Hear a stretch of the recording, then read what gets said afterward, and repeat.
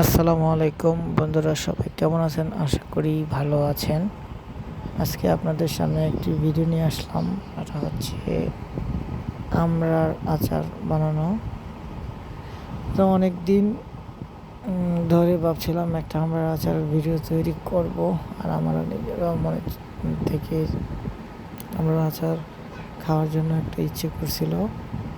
তাই আজকে বাজারে গিয়ে আমরা নিয়ে আসলাম। মাত্র 20 টাকা কেজি ধরে আমরা পাওয়ার পরে 1 কেজি আমরা আনলাম 20 টাকা দিয়ে। তারপরে আর কি আমরা আচার বানানো শুরু করলাম আস্তে আস্তে, মানে একটু মিডিয়াম সাইজের 4টা আমরা নিলাম।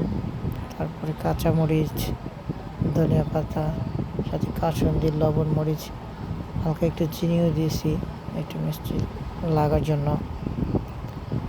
যাই হোক, অবশেষে আমরা আচার তৈরি করে সবাই মিলে একসাথে বসে খেয়ে ভালোই লেগেছে। আশা করি আপনাদের কাছে ভিডিওটা ভালো লাগবে। আপনারাও চাইলে এইভাবে আমরা আচার তৈরি করে নিজের বাসায় খেতে পারেন। অবশ্যই আমার ভিডিওতে লাইক, কমেন্ট, যদি ভালো লাগে একটা শেয়ার দিবেন। আপনাদের একটা শেয়ার হয়তো আমার জন্য অন্য আর একটি ভিডিও তৈরি করতে আগ্রহ যোগাবে।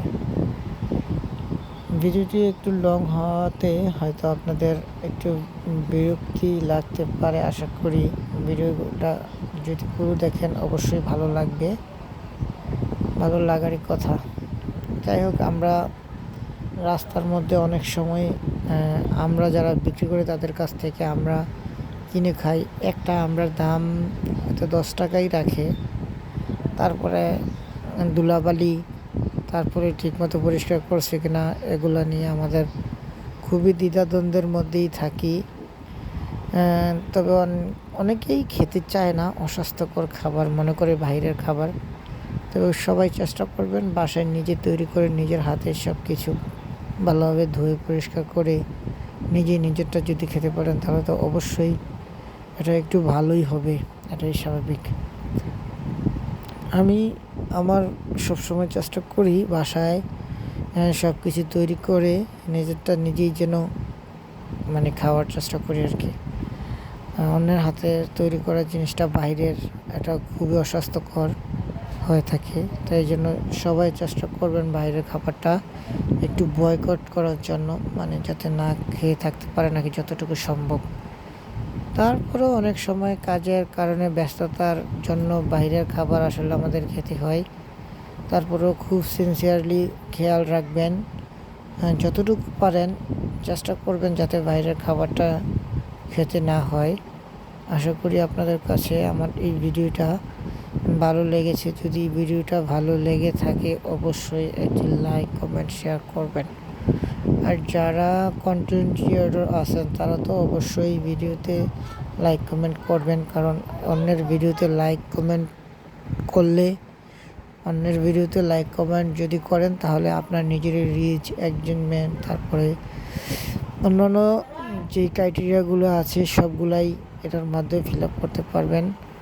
আশা করি আমার ভিডিওটা আপনাদের কাছে অবশ্যই ভালো লেগেছে। যদি ভালো লেগে থাকে অবশ্যই আবারও আপনাদের বলি লাইক, কমেন্ট করার জন্য।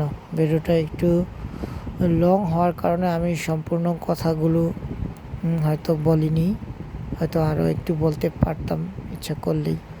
যাই হোক, গল্পের ফাঁকে ফাঁকে আপনাদের জন্য এই ভিডিওটা তৈরি করলাম। আর আমিও নিজে ভিডিওটা অনেকদিন ভাবছিলাম তৈরি করব, তাই করে ফেললাম। অবশেষে একটা আমড়ার আচার তৈরি।